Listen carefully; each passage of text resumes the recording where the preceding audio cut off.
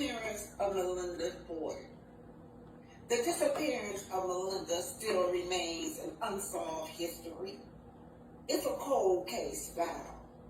Oral history, as told by the elders, is that she was an unlisted passenger aboard the Titanic. She was traveling as a personal caregiver with a European contractor. April 1912, the Titanic hit an iceberg. I thought about jumping overboard, says Malinda, but I was too scared. Then I thought about sliding down the ropes, but oh my God, they were shooting and all black faces in sight, nor would they give us life jacket. Then the water forced me into the sea. I swam towards European lifeboat, but they pushed me away. Then a big, large wave grabbed me, and it forced me. It twisted me around like I was dancing. Of course, my ancestors continued to search. They used dancing to tell the stories. They told it through folklore. They told it through history. They danced and they danced. And they continued to search and search for me. But I remained lost at sea forever. You're watching Black Titanic. Welcome to the book club. Hey, you guys, I'm doing a pre-recorded because as I speak, I am in Huntsville, Alabama. There has been a setback with my brother, so that's why I'm down here, you guys. Yeah, y'all pray for me, pray for my family, pray for my brother, and I'm just tired, you guys. Sometimes when you're taking care of a critical ill person, it gets to be overbearing, right? But anyway, I'm here in Huntsville, and so I got to make some changes here when it comes to my brother and his health and his caregiving situation. But anyway, this is a true story. So we left off with last week we left off with Ernest, who is Malinda's fiance. They're out on the bridge, right? He proposed to her, right? But Malinda keeps having these visions. That pineal gland, that third eye is working on Malinda. She keeps seeing these ancestors rising up out of the ocean. Meanwhile, y'all remember Stephanie was there. Stephanie had a seizure, and Stephanie is the wife of the coroner that she had to go back to work for in exchange for her tribal brother David Light. So now Ernest and her are sitting out there on a bridge, and he something is bothering her. She didn't understand how Miss Elizabeth could portray her and have Mama's D, postcard of Mama D, laying down on her bed. Y'all remember Mama D was a 91-year-old lady that, she had her eyes open, wide, had flowers all over her face when the mob went in and killed her. Of course, she also saw Lori Nelson and her 12-year-old son LD postcard. Now, this is a true story that happened in 1911 with Laura and her son. Y'all, I would like for you guys to go, please look this up. Lori Nelson and her 12-year-old son. This is a true story, you guys. I would like for you guys to really read about it. But anyway, the headline read Woman and Boy Lynch. So this is the postcard that Miss Elizabeth had laying on her bed besides Mama D, and this is what she's thinking about. And so this is what she's reminiscing and telling Ernest about. A mob entered the county jail last night and took two Negro prisoners whom they hung from a bridge. Now, remember the story. I'm going to get into the story, but LD is the little boy. He's only 12 years old. Yes. Kind of remind me of that story of Tamir Rice, right, y'all? He was only 12 years old when he got deleted. So they say what? The past reflect the future. Now, on May the 24th, 1911, shortly before midnight, a mob of armed white men broke into the Okaloosa County, Oklahoma jail and abducted Nelson and her young son, LD. Well, we're going to get into what happened, but I'm just reading the headline. We're going to get into how they got in jail. Just bear with me. The mob took the black woman 6 miles away and hung her and her son from a bridge over the Canadian River, close to the black part of town, according to some report. Members of the mob also violated Miss Nelson, who was about 28 years old, according to the census record, before lynching her alongside her son. He was 12. Their bodies were found the next morning. Okay, now that you got that, let me go on into the story, right? Page 49, but I'm start with page 48.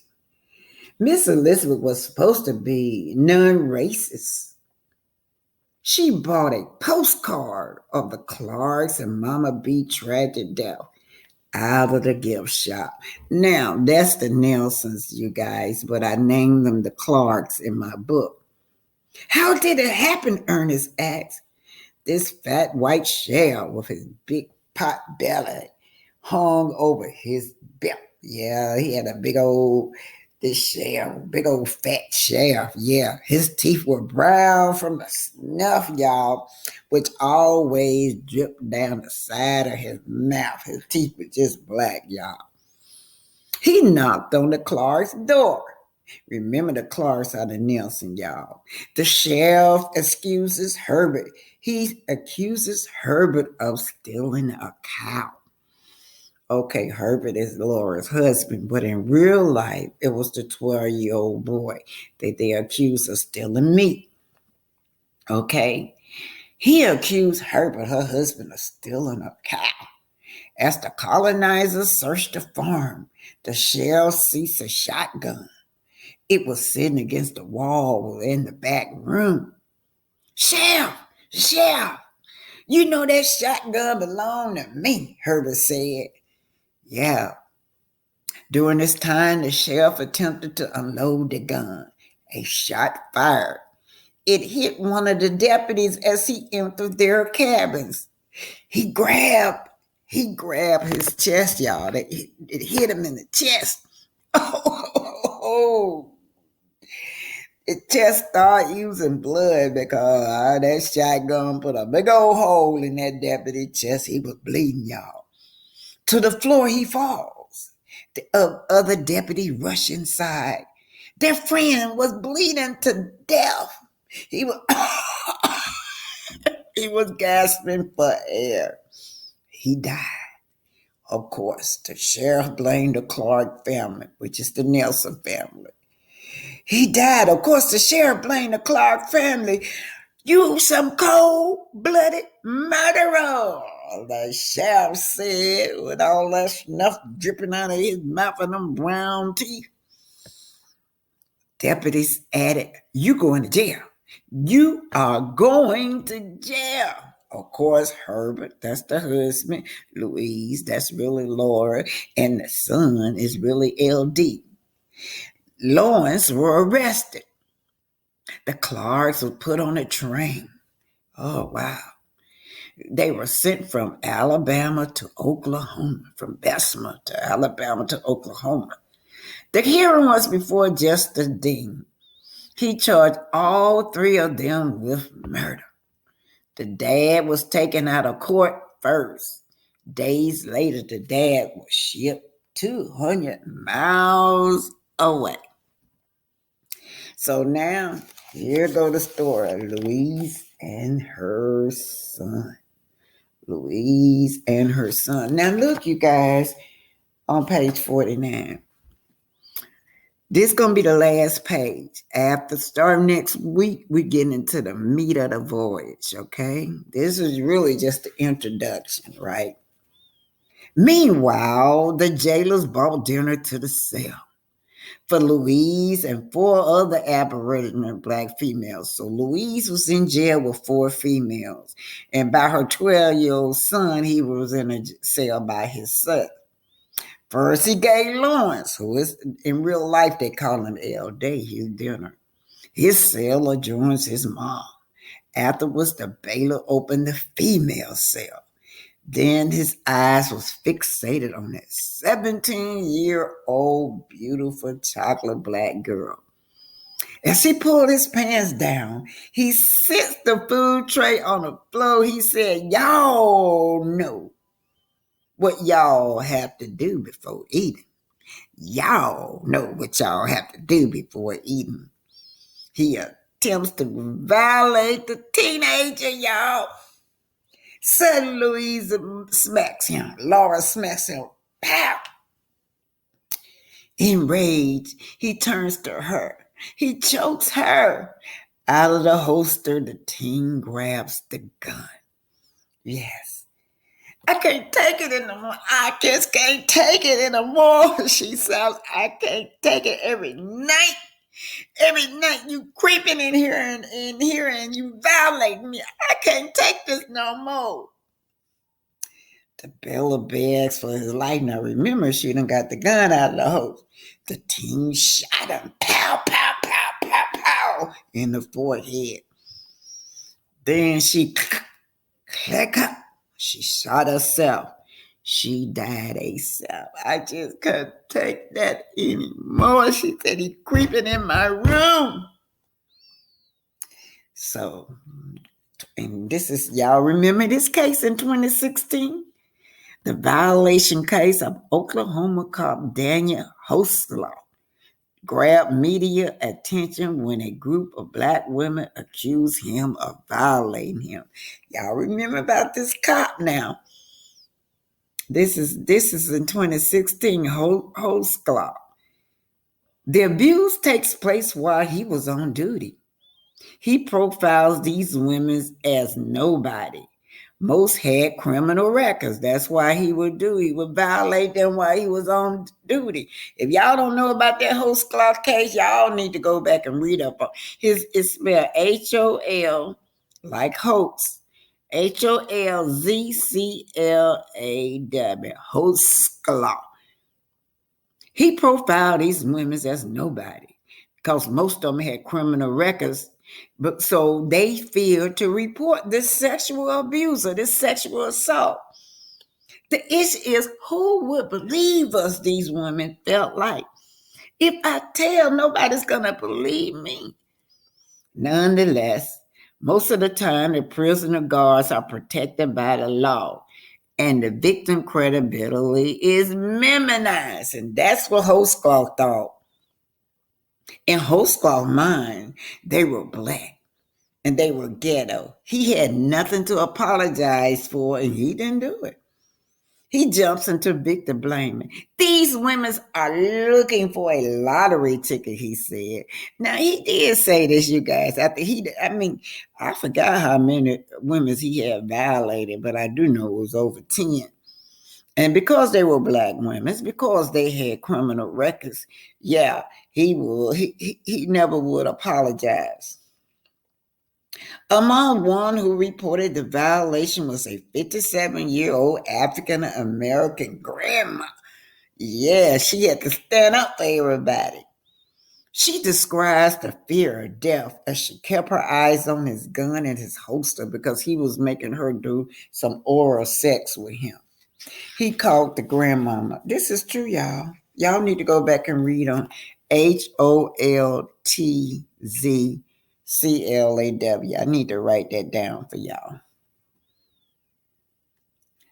Okay, so where I left off at. She describes the fear of death as she kept her eyes on the gun in the holster while he was making her give him oral sex. This bravery sparked other black women to come forward because she wouldn't stay quiet, you guys. She like, oh no, I don't care if I got a record or not, I'm telling. Although he proclaimed his innocence, DNA of an underage black girl was found in his clothing. Eventually, he was convicted as a serial violator. He was sentenced to 263 years in prison. And I never did follow up on that story. I wonder what happened to Mr. Hostlaw.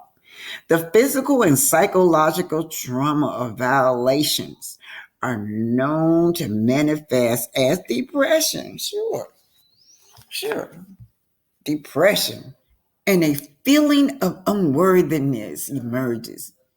The abuse lead to emotional trauma and has been linked to so many suicides.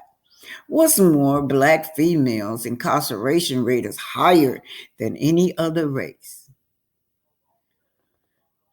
The mass incarceration is fueled on racism and prison profit. Most of these women are physically and sexually abused, and it's not uncommon to hear reports of prison guard repeatedly violating these women. Mama, mama, mama, mama, answer me. Lawrence yelled. I ain't cause see, remember he in the other cell. Lawrence is in the other cell, and he heard the gunshot, so he wondering what's going on in the cell over there. That's why he hollering out, "Mama, mama, mama, answer me! I'm all right. I'm all right over here." But the teenager settled the score. This teenager in here settled the score with the bailiff. She shot him, then she shot herself. That's what she's screaming through the cell. In the meantime, it's midnight, and about a dozen white terriers march inside of the sheriff's office. So here come the mom. They coming to get them anyway, y'all. Let's go, shout a cellmate. So y'all remember now, they done shot the bailiff. They done got his keys out of his pocket, and they said, let's get the hell out of here. Let's go, let's go, let's go. Shout a cellmate. She took the dead bailiff's gun. No, no, no, no. I can't leave my son. Her name is not Lori, you guys. Lori was the kid. What's her name? Laura Nelson is the real person, but I named that teenager Lori, okay? Oh boy, what did I name her? Y'all, I'm just having a minute. Anyway, say, let's go, let's go, let's go. Yeah, Louise said. Louise supposed to be where Lori at, y'all. Okay, so let's go, let's go. She also said, mate, she took the dead bailiff gun. No, no, no, no, I can't leave my son, Louise said, as she fumbles to find the right key now. They running down the hallway. She not going to leave her son. She got that key. There's a lot of keys on there. She fumbling through all these keys. No, this key don't work. That key don't work. This key don't work. She trying to open up that cell real quick. She hears all that mob coming through the door. Hurry, hurry, Mom. Oh, but Mom, hurry, hurry, hurry. We got to get out of here, Lawrence screamed. Shh, I hear them. The mob is coming to kill us, said Louise. That's supposed to be Louise right there, y'all. Outside the door, the females run, but Louise was left behind. She is fumbling with a key. Oh my God, oh God. Mama, hurry, they're coming to kill us. She fumbling with a key and trying to free her son. After Minnie tries to find the correct key, she opens it. Oh, what a relief. She opened his cell. As they ran out the back door, the white terriers were entering the front door. Of course, the sheriff was with them. Them female nigger and they is in jail of 3, and the son is in number 4. Already my bailiff's in the back, said sheriff. He'll open the cell door for y'all. See, he don't know that his bailiff is dead back there. Well, I'll be damned, said the white terriers, Everyone has escaped and the bailiff is dead. The bailiff is dead. The bailiff is dead. And all those women's done escaped. With several hound dogs, the terriers searched the land. Oh, wow. They spotted Louise and her son while they were trying to climb the fence. Son gone. Son, please go. Please. Louise couldn't get across there, but the son made it across. But the mother couldn't maintain her grip. Her feet kept slipping off the fence. Meanwhile, the dogs could be heard coming. Ruff, ruff, ruff, ruff, ruff.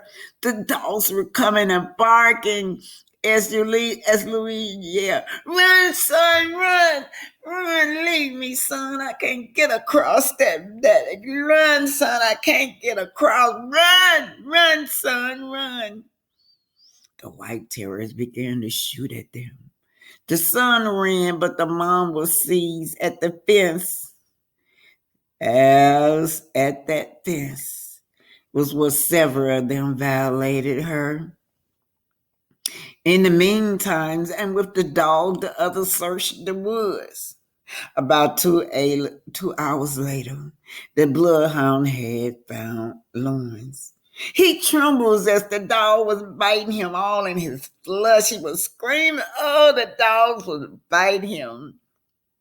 So Louise and her son were taken to an Oklahoma bridge. Remember, Malinda is telling this story to Ernest. He was taken to a bridge. They put that thing in.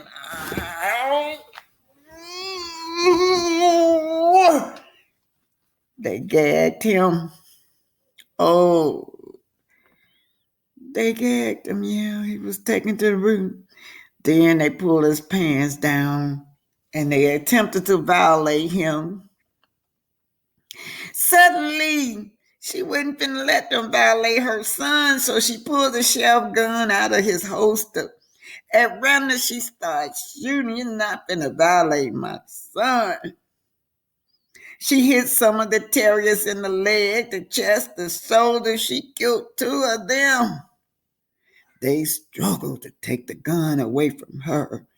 They beat her son till they broke every bone in their bodies. Please, please, please, please, please, oh please. I'm pregnant. I'm pregnant, you guys. Please, please. Then they tied a hangman's rope around their necks. They hung them on the Oklahoma bridge. The tin pans dangled off of his feet. His arm was tied behind his back while his mom swings off the bridge next to him. The bodies were left for spectators with their children at their side to take pictures. They said that this is true. The next day, all that these families came, parked out. Thousands of them had picnics just to see them hanging. Some white people made postcards off the horrific tragedy. That's why Malinda was so upset with Mama B, because she had one of them postcards. As the white family posed by the bodies, they took selfies. Nobody was ashamed or had no remorse. Out of the fear, the Card family didn't collect the bodies. They were afraid. The family members were scared to come because they feared that something might happen. Word traveled fast. The news got to Herbert that his family was murdered. In his prison cell, he wept. Remember, they had took the husband out about 200 miles. Leading the way to collect the body was the yachts. That's grandfather now. That's grandfather now militia. You ain't taking shit. That's what they're saying. A black defense military team, which my brothers Jeff and Alexander started. Now remember Malinda talking to Ernest, yeah. As they approached the horrific scene, white spectator fled. As Alex, which is my grandfather, cut the course down, he thought how lynching was a common practice by white people. They saw Louise with her stomach wide open and her baby dangling from the umbilical cord. In addition, her son, her teen son, LD's son, penis was cut off. Even though the terrorists were clearly identified, the governor of Oklahoma excused the lynching. As a matter of fact, and in the state alone, over 299 blacks were hung in 1912.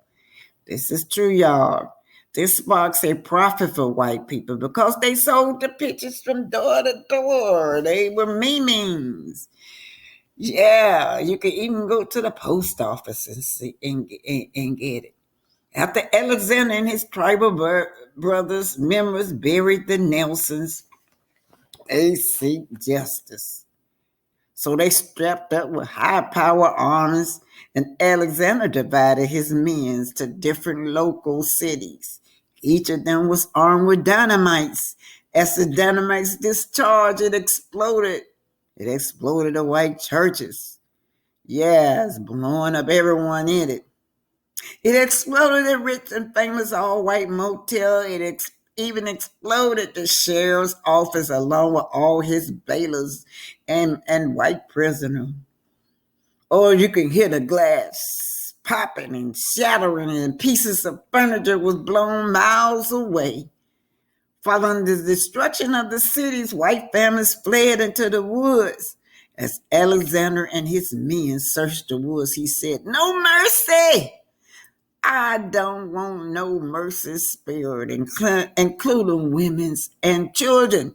Do you hear me? No mercy!"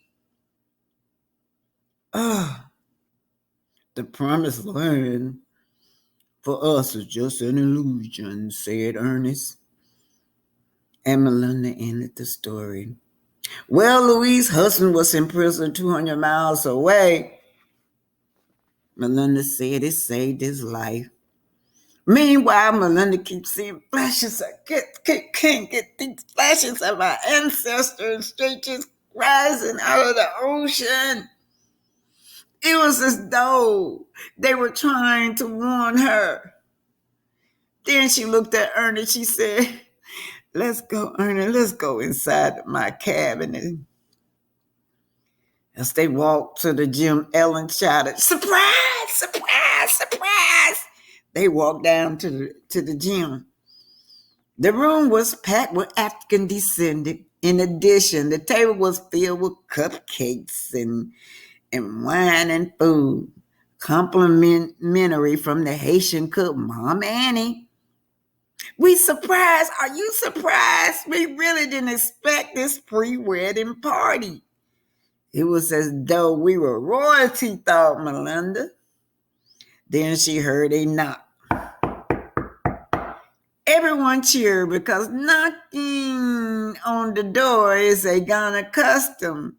It's related to asking the bride in marriage. It's a family affair, and it involves two African families with a link between our ancient ancestors and a whole new strange world. It's filled with pale faces, vampires with poisonous venom in this new world that we're going to. Of course, they spend the entire night partying. They drank and danced and played cards while Ernest's band played reggae music. Ellen's beautiful voice echoed throughout the ship. That girl could sing. In fact, the ceremony ended with the couple jumping the broom. So while everyone was leaving the wedding reception, David sneaked off. He met Nigel. They were building and hiding homemade lifeboats. They stored them inside a several empty storage room. So I'm going to end it right there. And then what I'm going to do is this video is about Mr. Hope Cloth. Anyway, you guys, Thanks for listening to me. And tomorrow, remember, every Saturday at 11 a.m., we will do the book. Now we're getting ready to get into the meat of the voyage, right? Next week. Stay tuned.